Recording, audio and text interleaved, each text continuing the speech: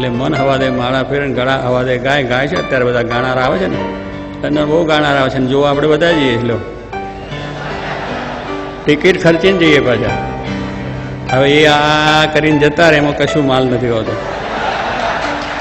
એમાં બીજું કાંઈ એનું ગળાનો જરા સ્વાદ અને કંઠ સારો હોય એટલે આપણે જાણે વાહ વાહ વાહ. પણ વાહ વાહમાં શું થયું?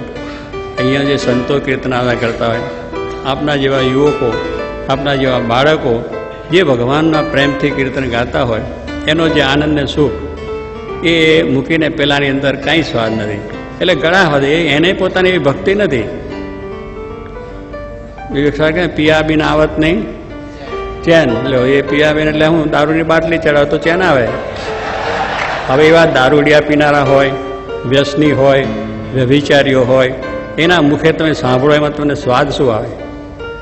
કાંઈ સ્વાદ નહીં. એ ખોટી આપણી એ વસ્તુ છે. એટલે આપણે આ બાબતમાં પણ આપણે એક સત્સંગી તરીકે, આપણા યુવક તરીકે, આદર્શ યુવક તરીકે આપણને એક આપણે જવાની કોઈ જરૂર નથી. પૈસો એક પણ ખર્ચો નહીં. સત્સંગી આવી કોઈ વાતમાં આપણે જાણે તો આપણી નિષ્ઠા, તો આપણી સમજણ કહેવાય, તો આપણે સત્સંગી કહેવાય.